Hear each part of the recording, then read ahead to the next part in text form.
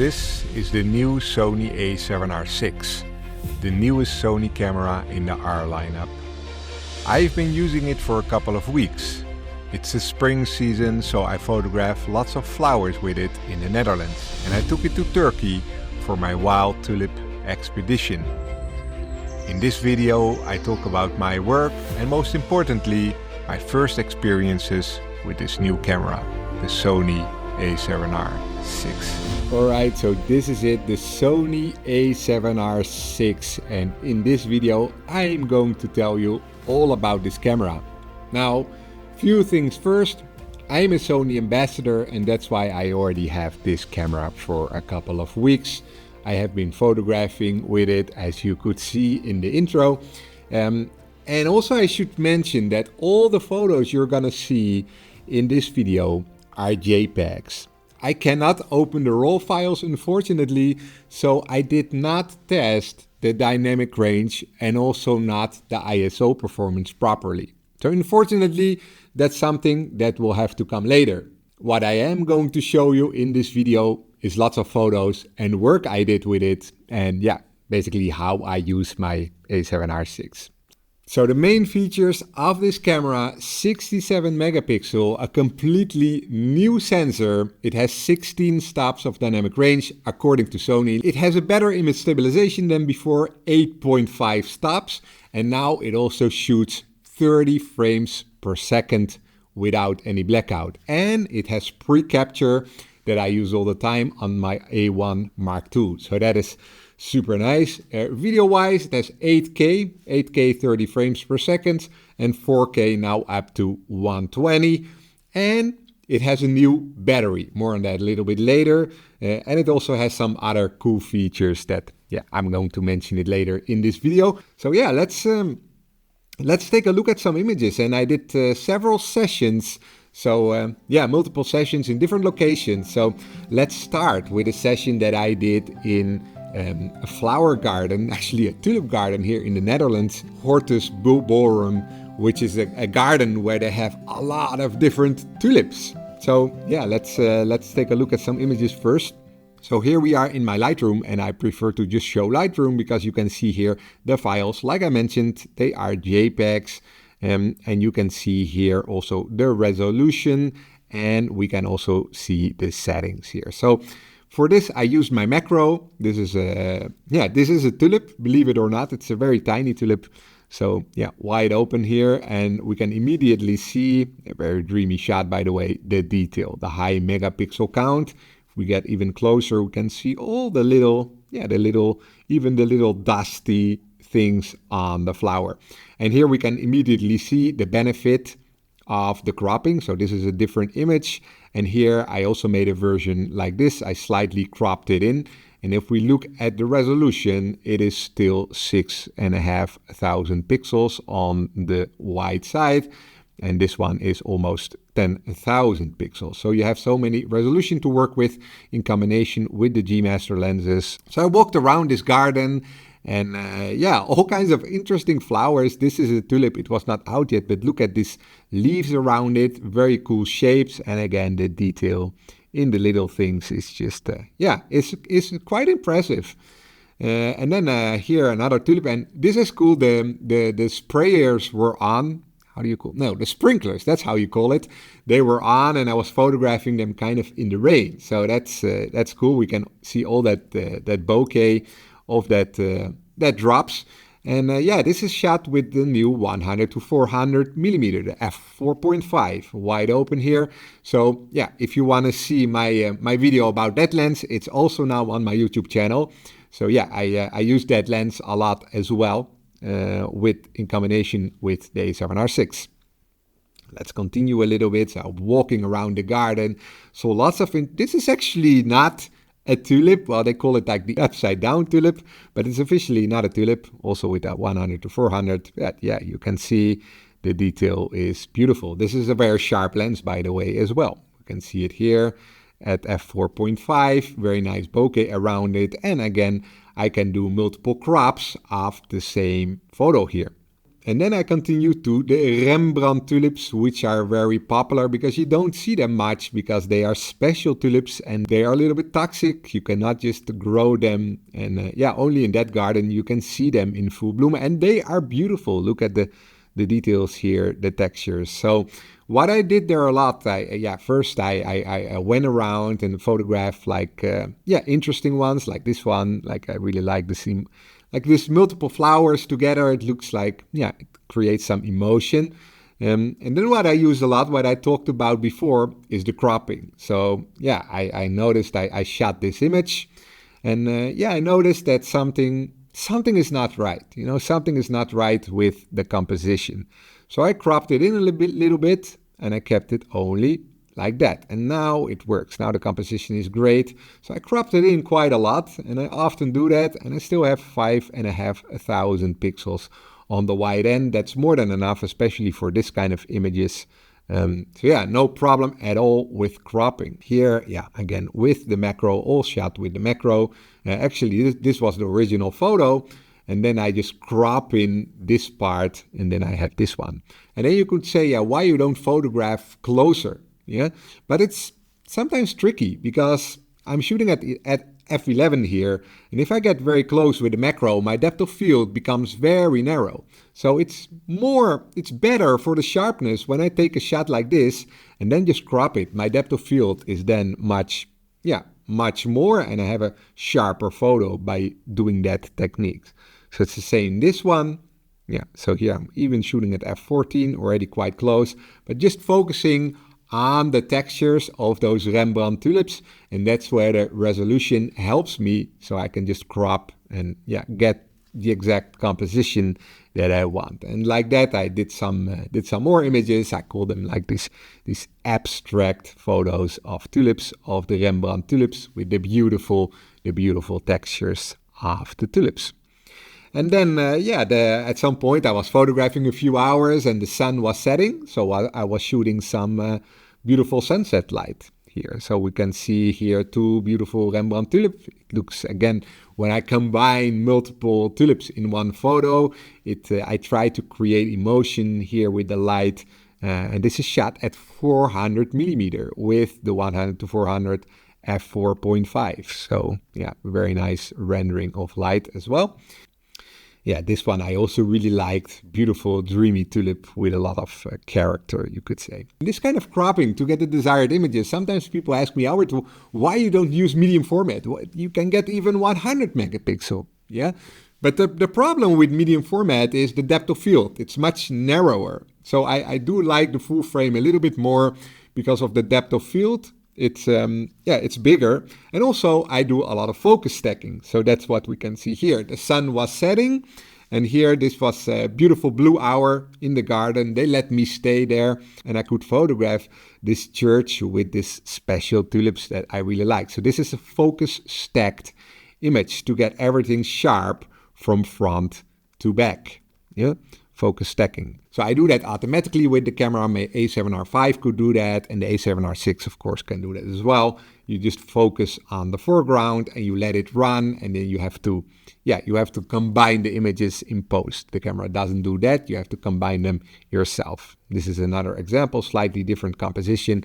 I really like this one. So those were the tulips in the Netherlands. And after that, I went to Turkey to photograph wild tulips. And wild tulips, for me, it's really amazing to see tulips grow in the wild. I traveled to the east, to Muş town, or should I say city. It's not that big. And there were big plains with all kinds of red wild tulips. It was super beautiful. So let me show you some images there, what I did. So these are more landscape oriented. So immediately we can see here the detail. I think this is the shepherd here. And with his sheep here, you can see a lot of detail in the landscapes. And then, here were the tulips. We had some amazing light. I was there only 4 days to 3 days actually, effectively to photograph, and we had some amazing skies. And you can see these tulips, they are just growing here in the wild. And here I focus stacked another shot, and when the sun shines on them, they open. And then again I started to see some yeah, some details on those tulips. And I used my macro again. I think it's a grasshopper maybe, but yeah, look at the detail in here. Again, with the macro, absolutely stunning detail here, the grasshopper. And yeah, I also saw these little, very tiny guys. They were maybe less than a millimeter with the macro. You see, they are even much tinier than the dewdrops that morning. And yeah, again, it allows me to crop. Here I still have almost 6,000 pixels on this photo with that really tiny guy. So I spent some time photographing these guys here. Yeah, we can see the info. Yeah, this with the macro 1600 ISO. And yeah, very nice. I also do that a lot with my macro in the A7R5. So yeah, these guys, yeah, I noticed there were lots of them. Actually, if you look at this photo, you also see one of them here. And then I can crop, and you see the tiny drops on its head and yeah, on its everywhere actually, the very tiny drops. So it was very cool to see. And yeah, that morning I spent some more time just photographing a little bit abstract shots of those mousse tulips with dewdrops on them. It looks just very satisfying, especially the green with the red. So yeah, took a lot of shots. And then after that day, I went to have some tea at a tea house, and there was this bridge. And I was like, okay, let's try this camera handheld and see what it can do with the image stabilization. Because like I mentioned, the image stabilization is improved. So here, everything is handheld. So 1/5 of a second here, like let's take a look, is extremely sharp. So this is handheld. I do have to say, I have quite a steady hand. So if we look at all the detail, yeah, it's perfectly sharp, 1/5 of a second, 24 millimeter. But now it's getting more interesting. I was using it at 70 millimeter, the 2470, by the way, which has great image stabilization at, again, 1/5 of a second, but now almost all the way at 70 millimeter. And look at this, it's sharp.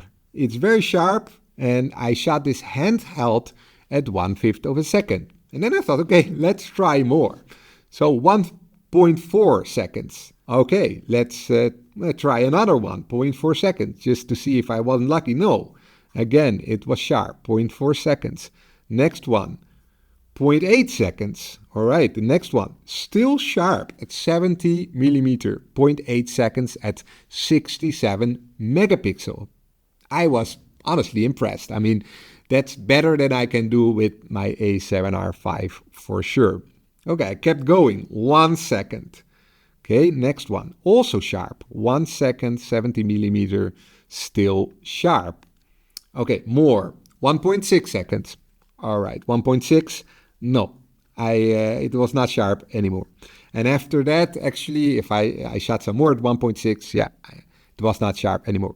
So, but still, 1 second handheld at 70 millimeter, super impressive. So the image stabilization, it's really great. All right, enough of the tulips, but here you can kind of get an idea of how I use the high megapixel with cropping, and also at the end, the image stabilization is very good. So when I came back to the Netherlands, of course, I kept shooting with the camera. There was a lot of wild garlic growing in the Dutch forests, and did some shots there, and I want to show you some other features here in those forests. But first, actually, I came there. I took this shot a few times before. If you have watched my videos, sometimes you have seen similar shots, but this is near my house. Beautiful wild garlic growing with very gnarly trees. This is a focus stack here. So I focused here on the foreground. The wild garlic was really at its peak. This was taken in the middle of the day, by the way, not even in the morning or evening. And this is a panorama of two photos actually next to each other. And you can see the resolution, 11,000 pixels. Of course, they had overlay, but yeah, you get very high resolution files here.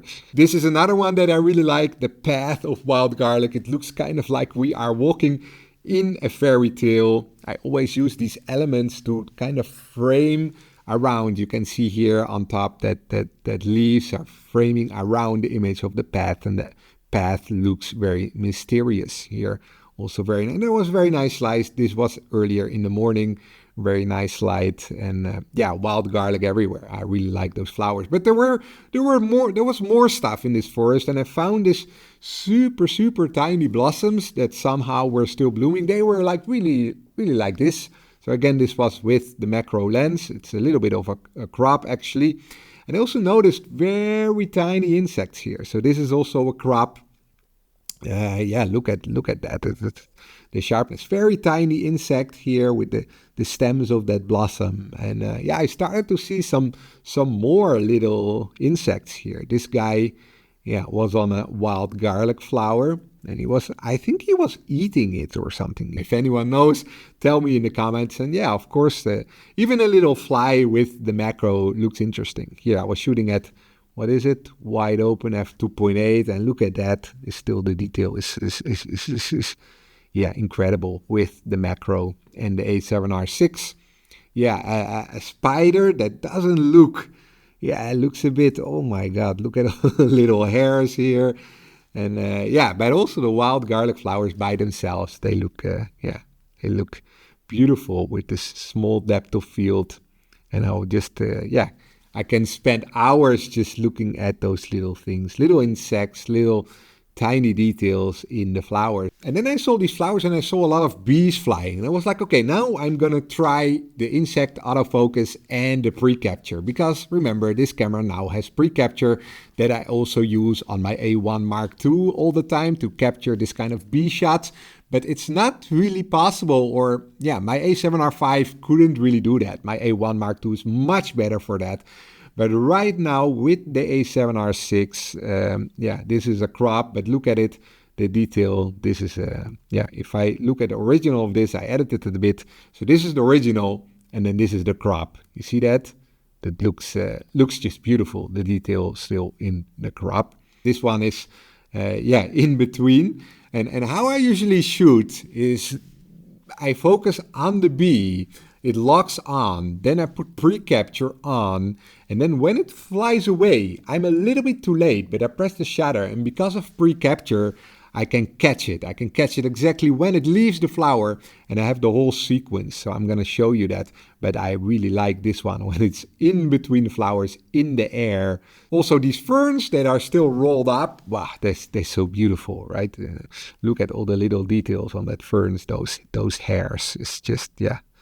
Super beautiful. Wide open, by the way, this with macro. And then this one of my favorites. The bee is not even that big in the frame, but I just really like the framing and how the bee is exactly flying in front of the light. Look at the detail here. You can even see its mouth and all the nectar.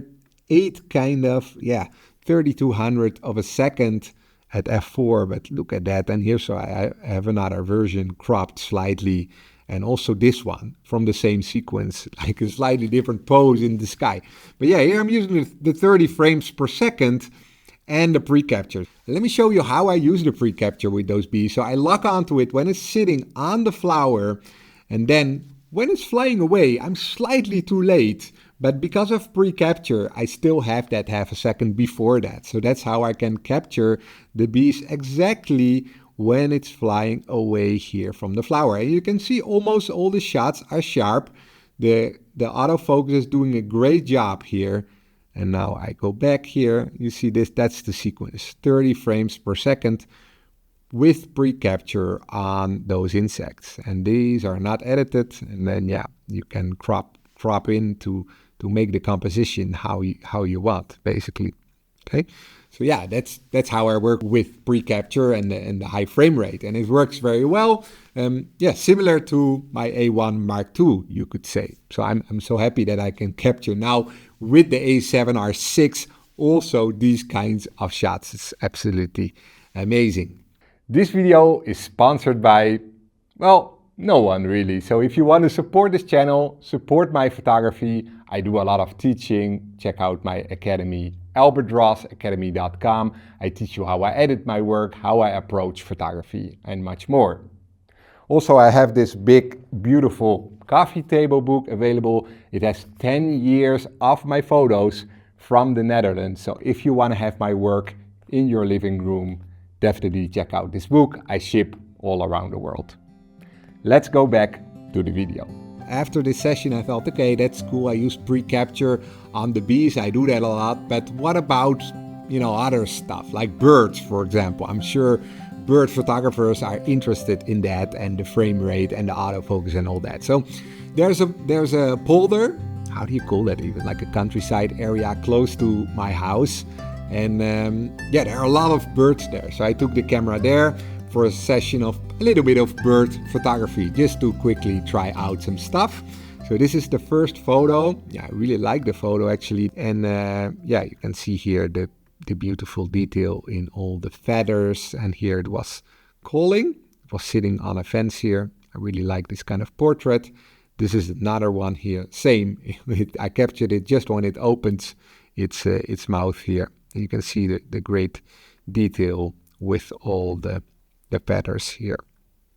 Yeah, so this is what with the 100 to 400, all the way at 400 millimeter.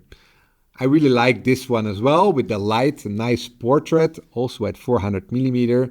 I was using a little bit higher ISO here and also very fast shutter speed, which was, to be honest, not needed for this shot. But I was waiting. I wanted to capture it when it was flying away because I wanted to try out that pre-capture again. So I was very close to it. And the funny part is that it didn't want to fly away. It was just sitting there. So it was like moving closer and closer slowly until it noticed me and flew away. So this is where the sequence started. So you can see I was very close because I was here shooting at 130 millimeter. And I was ready. I had my settings dialed in 1/5000th of a second, ISO 3200 to just capture that movement. And eventually it did fly away. The pre-capture did its job. And then we have the sequence, the 30 frames per second that we can see here. And it locks on, and the autofocus works very well. Actually, I didn't do a great job because look here, its wings go out of the frame. It's not a good job by myself. Anyway, I'm not a bird photographer, I'm a landscape photographer, but he did an amazing job just following the bird, and this is the whole sequence, including pre-capture, it's sitting and flying away. I think that was a little power station or something here. Yeah, and then you can see that horizon there. So the sun was actually setting, and it was a beautiful gap with light. So I photographed some more. I really like this bird here was sitting here in the grass, and I caught it with the beautiful light behind. And I really like the shot actually. And then there was a little bonus, you could say, at the end. I almost went home, but I saw this little sheep, little lambs, and they were walking there, and I could frame them right in front of that beautiful streak of light. So here, and I was kind of calling them so that they would look at me and hear, but they were more interested in eating, really. So I really had to try my best to call those guys, but here I got them really nice in a row looking at me. There was actually a little water in between us, so they couldn't really go to me, but this really nice, all these little guys, and a proud mama, you could say.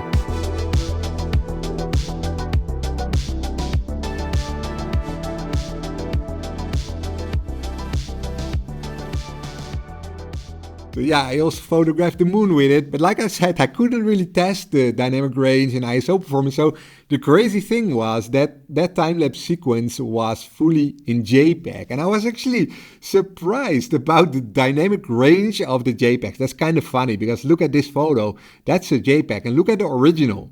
This is the original JPEG, and I thought, oh, this is going to be useless when I edit this JPEG. It's going to look like nothing. But look, I'm even taking out all the shadow detail, and is a little bit of noise. Sure, it's a JPEG, but is honestly, the fact that I could still do this with JPEG is pretty crazy. I don't know what's up with that, but that's pretty cool. But actually, this is not really the main thing I wanted to show here. The function that I wanted to show you is the feature that it has now illuminated buttons, which is pretty cool. You know, a nice little touch. If you're shooting astrophotography or in the dark and you don't know your camera well, there's a little button on top of the camera right here, little button here. And you press it, and then those buttons, they light up. So that's pretty useful. Then another light that we have is here in front. That's a recording light. It turns red when we are recording. So I pressed record right now. You see it's red. Yeah, it's a nice little touch on the new body. And yeah, then of course we have the new battery that I quickly mentioned in the beginning. So let me take it out, actually, the battery. So this is the new battery, but it's bigger. It has like 25-30% more capacity. It's a little bit bigger, but yeah, it has, of course, the advantage that you can shoot much longer with it. It's pretty crazy how long this battery goes. Like when I was using the camera in Turkey, I was shooting all day and I could shoot 2 full days with one battery. Yeah, 2 full days. And even if I use pre-capture all the time, shooting birds, this battery, I can tell you it's very good. It's much better than my A1 Mark II, which is already lasting long. I mean, I have to say that the Sony batteries, they are very decent. They're very good, actually. I never have any issues, but this one is even better.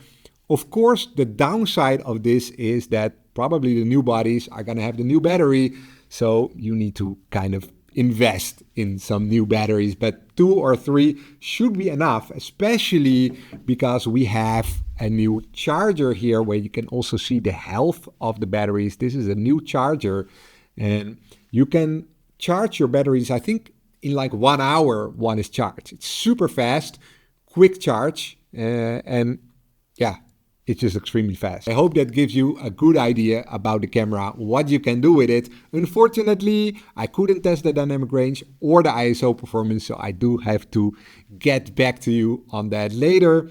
And now the question, what about the A1 Mark II? Yeah, is this camera the A1 Mark II killer? I've seen some people say that. Maybe, but I do have to say, I also have the A1 Mark II, and that is still the faster camera. Also, the autofocus on the A1 Mark II is still faster. Also, Sony told me A1 Mark II 120 frames in autofocus readout. The A7R6 does it in 60, so it's a little bit slower. You can see that in difficult lighting situations, and also in general, the A1 Mark II still feels a little bit faster overall, a little bit faster camera. So don't worry too much if you have an A1 Mark II. It's still super fast camera, especially if you're shooting a lot of action-based subjects, then the A1 Mark II is still very good. But this camera, the A7R6 now is better than ever and especially more complete than ever. High megapixels, now also can shoot fast subjects, has tons of new features, has pre-capture, has a new battery. Basically it has everything. It's more complete and more all-round than ever. So yeah, that's the A7R6. Please subscribe to the channel, like the video if you like the content, and I see you in another video. And don't forget to check also the 100 to 400 video that is also on my channel. See you next time.